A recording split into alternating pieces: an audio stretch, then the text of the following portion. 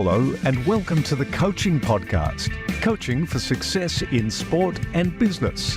Your host is Emma Doyle, the energy and high performance under pressure coach who is a world leader in unleashing human potential. Buckle up for this high octane session. Let them have it, coach. G'day everybody and welcome to the Coaching Podcast. I am very excited today to interview somebody that actually has the same first name as my dad, ironically. He sent me this message and he said it took him 4 takes, which, I don't even know if I believe that, wink, wink. But honestly, he had such a wonderful accent. I'm very drawn, of course, being a Doyle is my last name, to the Irish the way of living and the Irish way of being. Our first Irish coach on the show, Dermot Butterly, aka the Celtic Coach, with his cup of tea. Welcome to the show. Thank you, Coach M. Thank you. It's wonderful to be here. I'm really digging that we're both in the waistcoat mode today. I'm a kid of the 80s, so, I love waistcoats. Yes, so Very do nice. I. So shout out to Judy Murray, who gave me this beautiful Scottish tartan. I love it. Yeah, Love very it. nice. Absolutely love it. All right, so let's talk about AKA the Celtic Coach. Why do they call you that? Oh, gosh.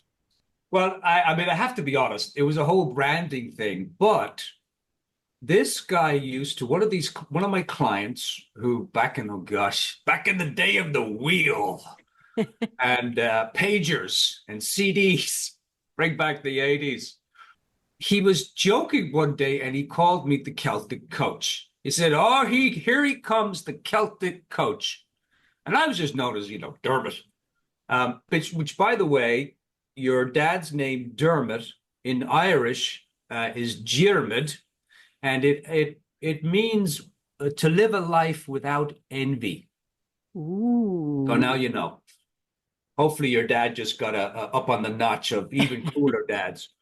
And so he started calling me the Celtic Coach. And it's just one of those things, like the tea drinking. It's not something I said, well, now I'm going to brand myself as the Celtic Coach that drinks tea. It was just something, like hair loss. It was natural. It just happened. I'm speaking from experience there too. Of course. So, look, honestly, you've lived a very diverse life. I love the fact that you were a talk show host, Yes. for over a decade. And I love the fact that you work with coaches in helping them bring out the best in themselves, their fearless creativity, and of course, get paid coaching clients. Yes, get Serving, paid. selling, showing up and trying stuff. So I'm looking forward to talking to you about all of that and so much more. But the one thing I have to start with is your peace walk. So just so we're clear, the craziest thing that this gentleman has ever done is walk from LA to Washington, D.C., dressed as Gandhi to raise funds for a school in India. We have to start there because I think that in itself is it's a wonderful contribution to the planet. Tell me more about it. I lived in Aspen, Colorado back in 1996. I won my green card through a lottery. And then I came to America and, traveled around America for a while. I ended up in Aspen, Colorado. And then in 2000, I moved to LA. And something very interesting happened. My whole life fell apart. You ever had a moment like that where your whole life just... Yep. Someone just pulls the rug and you're done. You're flat on your ground, on your back. I was going to say something, but... And this is a kid's show, I'm sure. And I'm flat on my back, and I had to start learning how to walk and kind of get my act together again. And I did this in LA. And so one of the things I thought, well, why don't I go to India? I mean, the Beatles did it, and find myself. So I went to India. I looked everywhere. I couldn't find myself. They had no mirrors. And and while I was there, I met a guy, very interesting Indian man. And he brought me to his home, and the state was called Sorrow, which I kind of thought, okay, this is not going well. And he said, we'd love to build a school here. And I thought, okay, well, I said, I don't have any, in India, if you're Western, it's like you're rich. I was like, I was not rich. I was completely broke. My whole life had fell apart. I was not the person to be asking for money. And, my mother always said that poverty is an inconvenience, but not something to be ashamed of. Well, I was inconvenienced a lot back then. But anyway, I said, all right, well, let me see what I can do. And so fast forward, come back to LA. And one day in the shower, I got the idea, well, why don't I do a walk across America?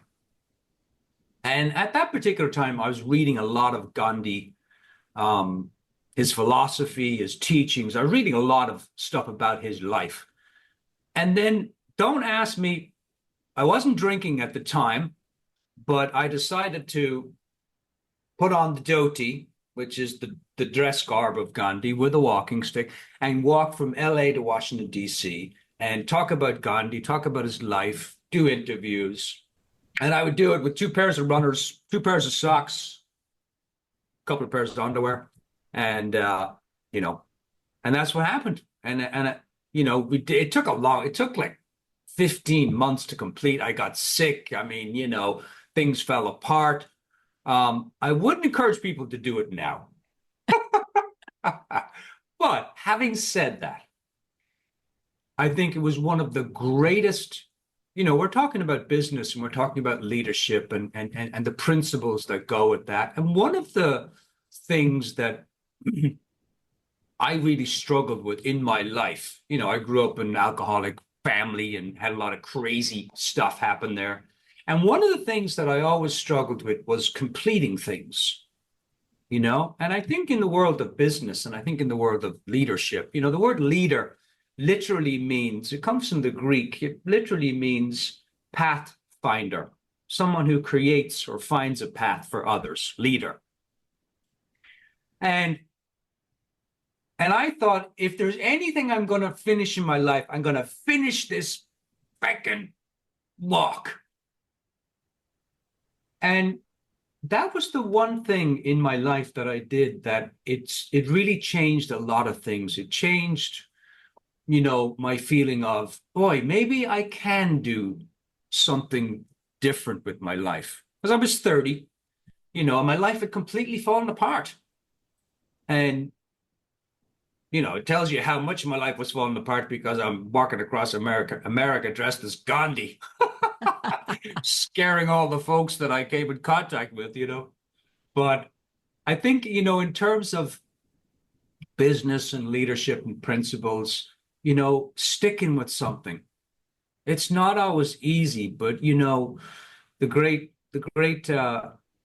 Yogananda said, a smooth life is not always a victorious life. And so I think sometimes, you have to take out the finger and just, get it done. Like I say to the coaches, I said, look, the time for thinking is over. Just get it done and come to class next week and it better be done. Yep. And of course they come to class next week and whatever the thing they were afraid to do is done. Yep. There you go. 2 things come up for me in your opening story. One is one of my favorite Gandhi quotes. There go my people, I must follow them, for I am their leader. One thing that comes up, and I see a lot especially in the industry that I'm around, a lot of manufacturing shops, and this old traditional, not yell and tell, but I'm the boss. Even the word boss these days, and you're my subordinate, which both of those, I'm on a global mission to reframe both of those words. But this whole thing about following your people, listening, being curious, asking great questions, like that quote alone is really how I live my life. So what does that quote mean to you, considering you were Gandhi for 15 months? Yeah. But this whole thing about being in service. Yeah. Serving, not selling. Let's go there. Yeah. Well, it's a nice segue, Coach M, because, one of the other things that Gandhi said was that leaders have a desire to serve, not to control. And Gandhi was such a great example of that because he didn't control anything. He was just insert. And I mean, when you read his biographies, I mean, you find out, he would clean people's toilets. He would teach them how to clean themselves. I mean, we only get the good stuff from, the movie, but boy, he went through some stuff. And for me, I didn't learn about service. I really didn't learn about service. Even on the walk, where I was talking to people about Gandhi and I did radio and TV interviews but I really didn't learn about service till I met a man called Steve Chandler. Have you ever heard of that guy? He's an amazing. He's here in the States. He's considered like the grandfather of coaching.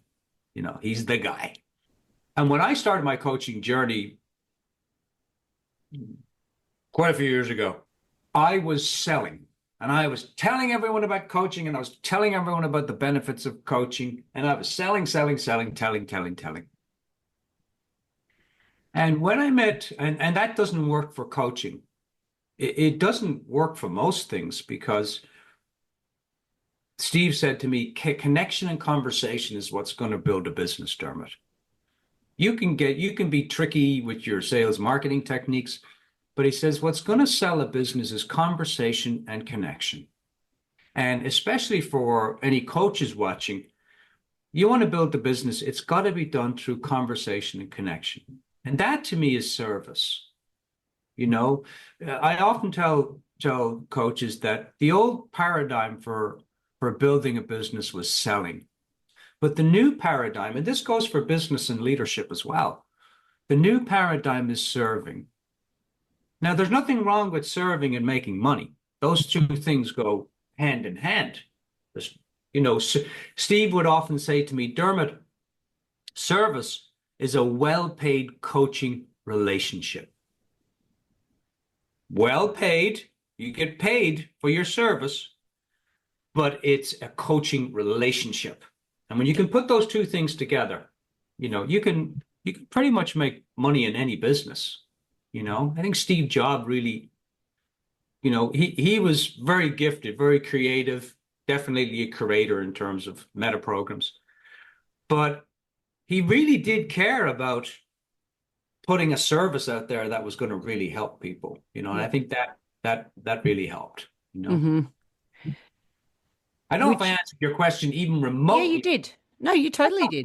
No, I like what you had to say. I mean, this thing about connection and conversation is how we are in service. And I love that from my sporting background. One of my young people that mentored me, he always said, Emma, always be in service to the sport. And then my businesses would flourish. And that was so true when it was like the sport was what we're there for, not to service the player or the parent, or it's almost like removing yourself one layer. So that actually really resonated with what you said. And the other thing I wanted to pick up on is this piece around accountability. Mm-hmm. Again, I go a lot into these companies and they're like, what do you mean you just ask curious questions and you get results? Yeah, I get that a lot. Like how, what are you talking about, Emma? That's like not what we're paying you for. So I love this process, like of the essence of coaching, because no one ever leaves one of my coaching sessions without making a commitment, right? In terms of what they're going to act on. So I love that you said, hey, get it done. It's again, the whole 70% perfection principle. Yeah. I've lived my life by like that as well, because similar to you, completion was difficult for me until I realized just get it done. I mean, my book took 6 years, right? But it's here. It's here because I was like, there's no way I'm not completing it. And in the end, is it perfect? No. So let's go there next. Talk to me about perfection and, imposter syndrome. Maybe that comes into it a little bit. In some of your previous work, you talk about that because your whole thing is about, this being fearless. Mm-hmm. Mm-hmm. So talk to me about your clients and perfectionism versus taking action. Yeah. By the way, I love your questions. They're really wonderful. I can talk about this stuff all day long. I had a client one time, very successful woman, ran a big corporation. And she came to the coaching session. She was referred to me, and she came to the session and she said, I can't clean my desk. And I'm thinking this lady's going to talk about, running the company and making $100,000 million, a month. And she said, I can't clean my desk. I thought, okay, this is new. And I said, well, what's getting in the way of you cleaning your desk? She said, I don't know. And I said to her, how long do you think it would take to clean your desk? She said, probably 15 minutes. And so I said, all right, go ahead and clean your desk, and I'll see you in 15 minutes. And I ended the Zoom call. Before she had a chance to say anything, I said, come back in 15 minutes. And I ended the Zoom call. She came back in 15 minutes. I said, did you clean the desk? She said, yeah. And that was that. Now, sometimes there's a conversation involved, but sometimes it's just about getting the thing done. Stu McLaren is a guy that I've studied under. And one of the things that, I don't think it's his quote, but basically he said, you don't have to get it perfect. Just get it started. Now, I really like that. It's one of the principles that I teach. I don't say that. I say show up and try stuff. Because the perfection principle, really all that is, it's a whole lot of perfectionist thinking. And people get lost in their thinking, myself included, especially when it comes to, should I go to the gym? Should I not go to the gym? I'm already thinking during the interview right now, should I go to the yoga? I don't really want to go to should I go to the yoga? I mean, I know it's good, but should I go? Well, the interview's till 11 o'clock and then I got to get to the... So we get lost in our thinking, So just get it started. I tell coaches all the time, they come in, how do I get clients? And I think that's a lousy question. Don't ever ask that question again. How do I get clients? They're like, well, what question should I ask, Dermot? Ask things like, who needs help? Who could I serve with a coaching conversation? Who's struggling right now that if I spent an hour with them, it would help them? Did you get into coaching to be a salesman, or did you get into coaching to help people? Every coach will tell you they got into coaching to help people. And so I think just getting people started in something, I took a program last year, and it was how to create memberships, which is something I teach because I think coaches, the only place that coaches find money, Emma, is in the dictionary. Most coaches are broke. Unless they're, a well-paid sports coach, but a lot of them are broke. They come out of school, they don't have any business building skills. And one of the things I've started teaching is memberships, because if you can have something at low cost and give a really high value group coaching, you can develop your coaching skills and you can provide a nice service for people. And it's a way to get in the game. And anytime I think that we can get leaders, business people or coaches, if we can just get them in the game, then that enthusiasm, that inspiration, inspiration, the inspirate, it means to the spirit within. That's what the word inspiration means. When you can connect somebody to that, then the service just automatically pours out of them. Mm. But if you have someone who's in the sell mindset and the lack mindset, which, bless our hearts, we're all stuck in that at times. I don't have enough of this. I don't have enough of that. But if you can get people out of their heads and into their heart, even for 5 minutes in a session, that will be worth more to them than anything else that you could do in a session. You have a great book, What Makes a Great Coach. What would you say is the one thing, Emma, that you think is like the one thing that makes a great coach? What would you say it is? Energy. Energy, bringing energy. Yep. And the dance when you're partnering with the client or the coachee or not subordinate, your teammate, just call them a teammate. That's right. Yeah. Yeah. The energy that you bring. Yep, the Yeah. partnership. Yep, Yeah, definitely. it And has that's to be a partnership. just my book, they're not called chapters, they're called practices. And I know you really believe in this philosophy as well. It's a practice. We're working on ourselves continuously as a practice. So it's practice 5 in the book is energy. It's the balance. There's the top 10 practices of the world's best coaches. The book's based on interviewing over 500 of the world's pretty amazing coaches. So thank you for asking me that question, and that's Well, where I want to go. 501. Yeah, 500. Oh, 500 that's right. now. Oh, yeah. Well, the book now came out September 21, so it's now I've got at least over probably 600 answers. So that'll be volume 2. There you So, go.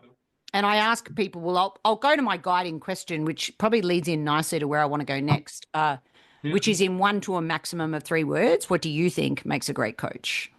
I had a coach one time, Michael Neal. He's an incredible coach. When I was being coached by him, he would often say to me, Dermot, coaching is loving disruption. Because people come to a coaching session. Now, they don't come to a coaching session because, Dermot, my life is wonderful. My relationships are wonderful. My finances are off the charts. Everything is wonderful.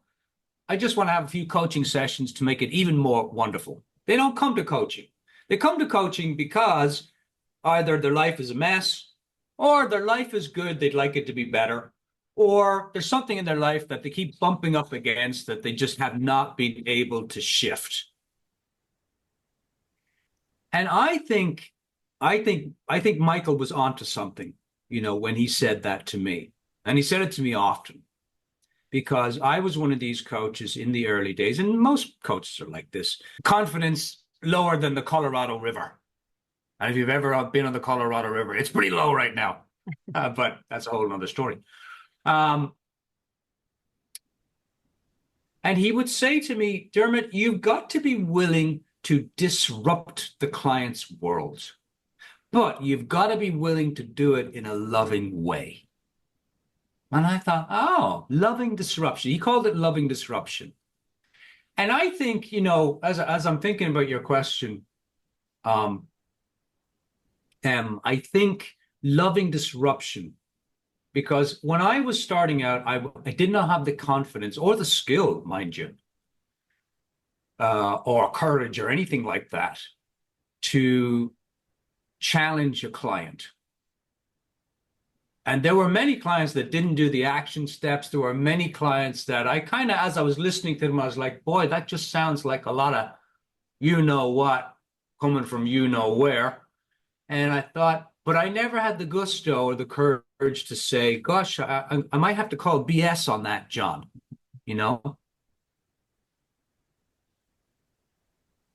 And so I think loving disruption would be, I'm kind of chuckling here at the John, because in your TED talk, you said there's more Johns in leadership in companies than there are women Female leaders. CEOs. Yep. Females. Yeah, it's like that. Anyway. Oh, yeah. So I think loving disruption, being willing to disrupt the client's world so that they can see something different, hear something different, experience something different, and ultimately do something different. Because if you don't do something differently, or you don't have an insight to where you see something different, it won't ever change. Yeah. As Gandhi says, be the change you wish to see in the world. But if you never see that change, it ain't going to happen. So loving disruption would be my best answer. It may change tomorrow, but today that's what it is.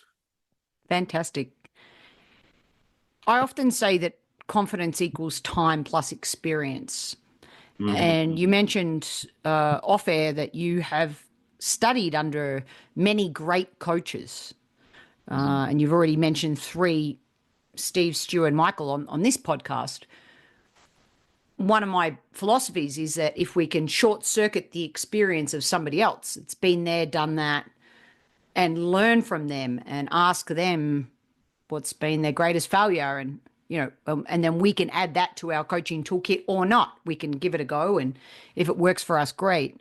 So what would you say, what's one person that sticks out in your mind that has disrupted you as a coach?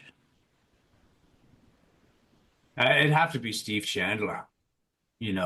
I mean, my whole thing was selling. I'm an Irishman, got the gift of the gab, so I can sell. There's no problem there. But you see, when I started coaching and I started coaching people, selling didn't work. And I really wanted to help people. I really wanted to work with businesses. I wanted to work with leaders. My Celtic Coach radio show back in the day started, with as a men's show, just for men, and then it evolved from that. But I think Steve really taught me the value of moving from selling to serving. And when I really got that, now it wasn't easy. It was not easy for me. I'll be honest with you, it was not easy for me because I was coming from this place of neediness. I need clients. I had gone through school. I TA'd for the school for 2 years, and then I became a trainer. I was asked to be a trainer with the school for 5 years, the coaching school. And in all that time, I was just scraping by. And so I was constantly in the selling mode. And Steve, through a lot of work and effort, really helped me to serve people. Service, a well-paid coaching relationship. Because most people think of service, especially coaches, when they come to my school, they think of service as give free coaching, give. And then eventually, 6 months later, give up. And that doesn't have to be, it shouldn't be that way. It shouldn't be that way. But most coaches come out of school, they don't know what the hell they're doing. And so they sell. They tell people about the benefits of coaching, which does nothing for anybody. I'm a big believer in, you mentioned it a little bit earlier about one of the ways you can serve people is give them an experience. Like I love your TED Talk because you're there with a tennis racket and a ball. You're talking about tennis, you're talking about sports, and you're talking about how, that can really change the world. I mean, look at Nelson Mandela, for God's sakes. He brought a whole country together with the sport, in leadership or in business. And again, Steve Jobs was great at this. But you can go down to the farmer's market there in Denver, and you'll see people giving people samples of food. They're giving people an experience of what they want you to have more of an experience. And I think this is one of the most, it's not talked about that much in sales and marketing because we have so many, tricky ways of getting a yes out of a no and, all this kind of stuff. But I think if you can give people an experience of what you're talking about, like what I say to the coaches, give people at least an hour of a free coaching. Now I say free coaching, there's no such thing as free coaching because in an hour session, they've got to look at things they don't want to look at. They've got to take some action they may not want to take. They may need to lean up against their comfort zone or their edge or even, get out of it. So there's no real free coaching. But if you can give people an experience of coaching, or you can give them an experience of your product or your service, whatever it is, you want people to.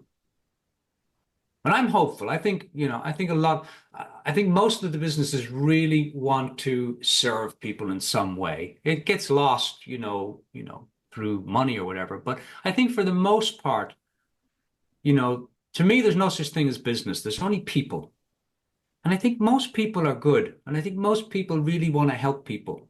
In America today, we're the largest nonprofit providers. Like there are more people that do more nonprofit and service work and volunteer work in America than anywhere else in the world.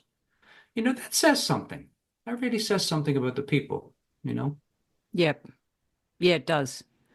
And it it's a great way to live your life. I mean, I love the market analogy, by the way. Yes. That's a really simple one because I do think Denver does it better than many other markets that I visit.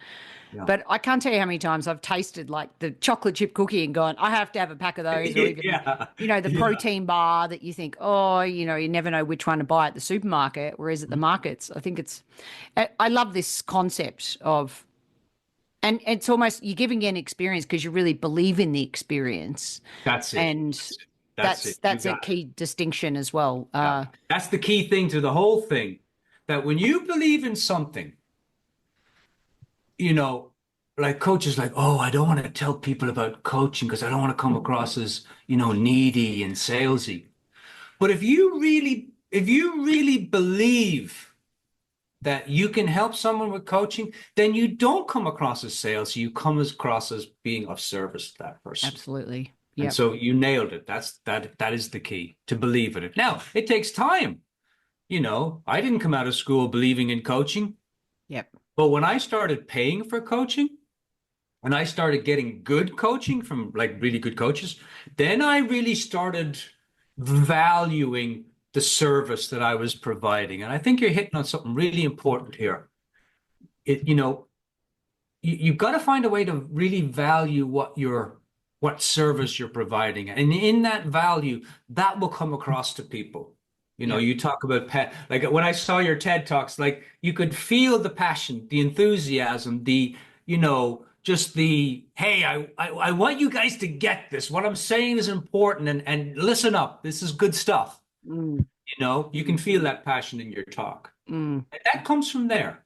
That does. doesn't come from here, Yep. comes from the heart.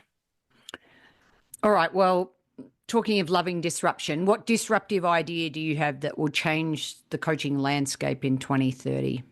Well, one of the things well, I mean, I think we've been talking about it the whole time, Coach M, which is, this like really stepping into service and stepping out of selling. I think that's going to change. I think I've seen it. I've seen how powerful that is. I've seen coaches come into my program and they got no confidence and, they're selling and they're needy and this is going to work. And when they really get the service and they really get that in their heart, the great Yogananda said, life should be chiefly service. I love that quote.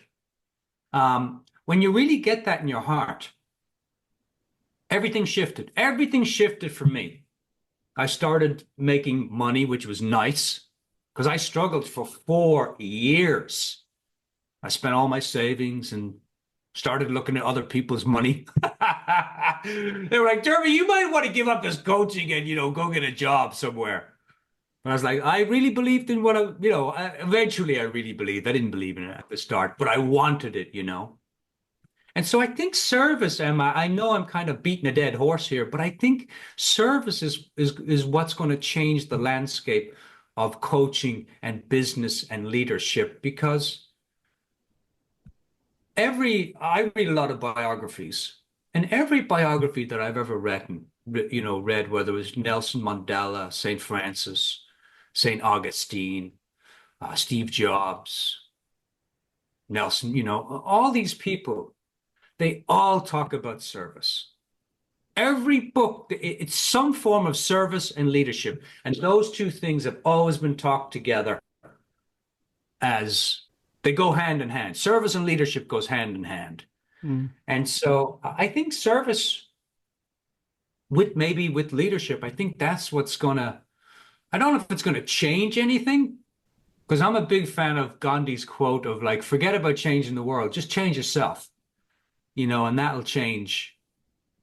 Those around you. Yogananda said, change yourself and you'll change thousands.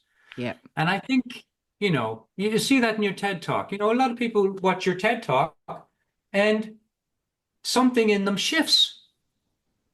And I don't think that we don't have to be Tony Robbins leaders. We don't have to change the whole world, because that seems to me too big. But I think if we can change one person's life, like I had a client that he was a real estate person, guy, and very successful, and selling. And I started talking to him about heart-based serving, which he laughed his head off when I first talked about it. But now his whole business is serving. And the difference in his business now is he's actually enjoying it.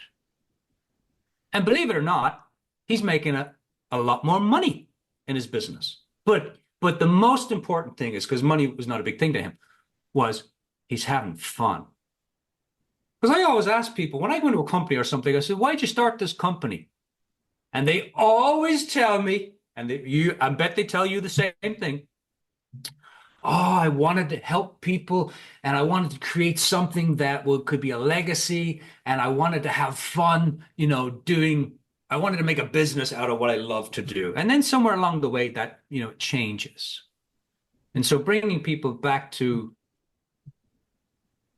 that's, I think if you can do that as a coach or a leader or a business manager, I think if you can just do a little bit of that and simple questions like, what do you value most about being a leader?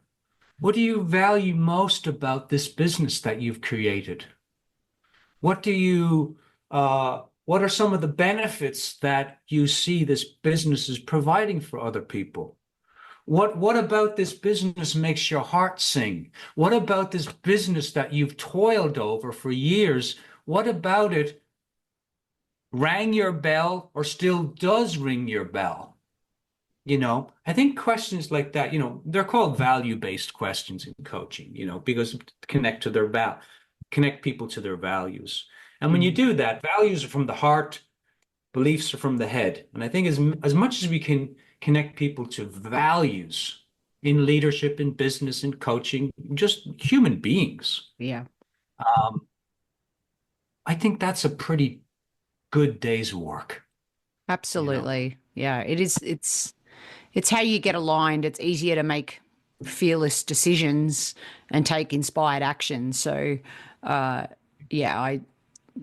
it's a wonderful thing. All right, let's round off this episode. What does your heart say what's that one last message you want to leave us with? Is this idea of you don't have to get it perfect, just get it started. Because there's no person in the world that doesn't have some kind of something that they would love to do, but is the dream killer. And I think if you can just get it started, I think you've got a good chance. Forget about getting it right. Forget about getting your business perfect. Just get whatever it is in your business, just get it going, get it started. And, I believe that every idea comes with its own manual. So when you get an idea and you take the first step that intuitively or just practically, you take that first step, guess what? You'll be given the next step. And guess what? You'll be given the next step. But you got to get it started. Could you imagine playing tennis by sitting on the bench? No, you got to get in the game. If you want to play the game, you got to grab the tennis racket and ball and get in the game. Even if you play terribly, it doesn't matter. Get in the game. Yeah. And on that note, tennis is a great metaphor as well, in that you need a partner to do it. And you can't play tennis by yourself. I mean, the brick wall's a good partner up to a certain point, but being able to partner, and I know both you and I believe in not only being great coaches ourselves, but in being coached ourselves. Yes. So to be able to bring out the best. So with that in mind, we are pathfinders as leaders.